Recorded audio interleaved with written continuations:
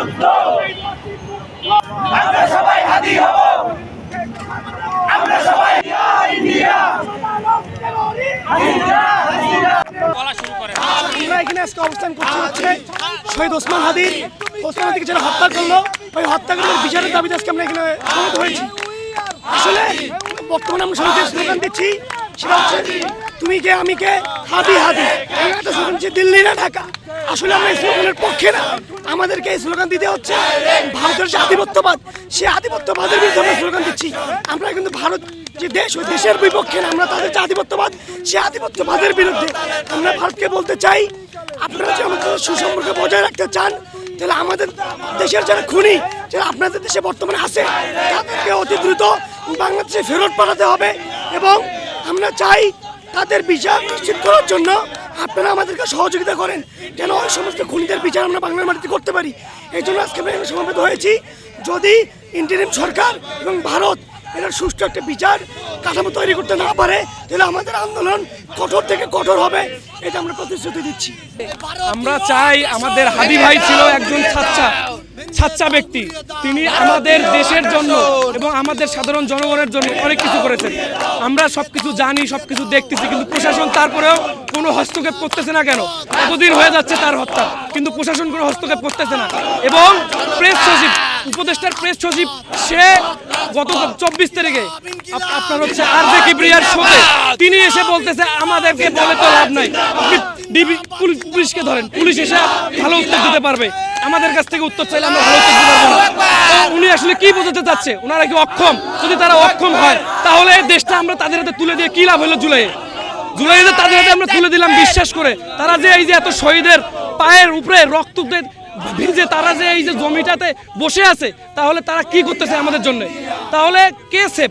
আমরাও সেফ না, তারাও সেফ না, নাকি কি বুঝাতে যাচ্ছে? ক্লিয়ারলি এসে বলুক যে আমরা এই কারণে করতে পারতেছি না, এর জন্য করতে পারতেছি না। তারা ক্লিয়ারলি বলতে ভয় কি? কেন তার বিচার হচ্ছে না এখন হাদি ভাইয়ের? তারা ক্লিয়ারলি কিছু বলতেছে না কেন?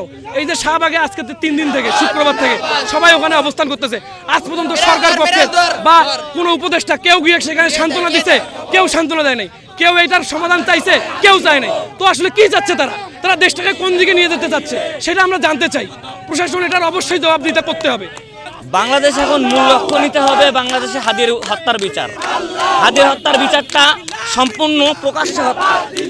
আমরা এতজন সমাবেশ করেছি, আজকে আমরা সবাই একত্রিত হয়ে বসেছি, কিন্তু কেউ কে আমাদের নিরাপত্তা দিতে পারবে? এই প্রশাসনের কাছে আমরা কি বিশ্বাস আশা করি? আমরা যে এখান থেকে বের হব, বললাম হাদি হত্যার বিচারটা কেন হইতে পারছে ওরা চিনতেও পারে না। মুখে একটা হেলমেট, একটা মাস্ক পরলে এখন চিনতেই পারে না। আমাদের রংপুর শহরে কয়টা সিসিটিভি ফুটেজ আছে বা কয়টা সিসিটিভি ক্যামেরা আছে যে আমাদের প্রকাশ্যে বিচার হবে? আমি এখন থেকে বাসা যাওয়ার রাস্তার মুখে যে আমার উপরে কোনো হামলা হবে না, তার কোনো গ্যারান্টি কেউ দিতে পারবে? বা এই প্রশাসন দিতে পারবে? বা এই গভর্নমেন্ট কোনো দিতে পারবে না। আজকে আমি একটা নিউজ দেখলাম, সেই নিউজে দেখা গেল ভারতে 2 জনকে ধরা হয়েছে। কাকে ধরা হয়েছে তার প্রকাশ্য কোনো নাম বা কোনো লিস্ট নাই। এটা দিয়ে কি তারা ধামাচাপা দিতে যাচ্ছে? এভাবে যদি তারা ধামাচাপা দিয়ে 7 জানুয়ারি পর্যন্ত অপেক্ষা করায়, এটা খুব ভয়াবহ পরিণত হবে। যেখানে আমাদের নিরাপত্তা নাই, সম্পূর্ণ বাংলাদেশের সাধারণ জনতা আজকে মাঠে নেমে এসেছে। তারা যে বাসা ফিরে যেতে পারবে সেখানে কোনো নিরাপত্তা নাই। এখন এই অনিরাপত্তার মাঝে কিভাবে আমরা বিশ্বাস করব যে এই সরকারের আমলে আমরা হচ্ছে নিরাপদ? সো আগে হাদি হত্যার বিচার হইতে হবে, তারপরে বিচার হবে হচ্ছে কবে হবে নির্বাচনের আগে অবশ্যই আমরা, যদি নির্বাচন হয়েও যায়, আমরা বয়কট করব নির্বাচন।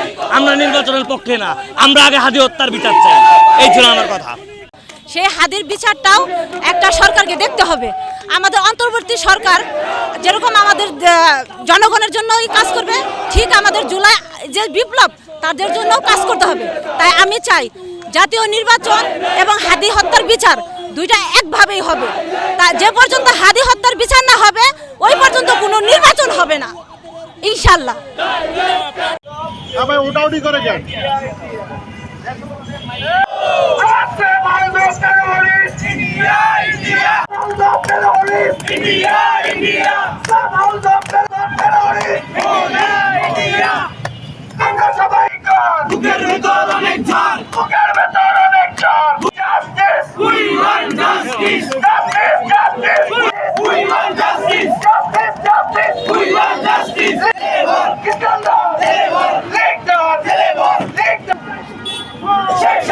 যুদ্ধ আমরা সবাই হাদি হব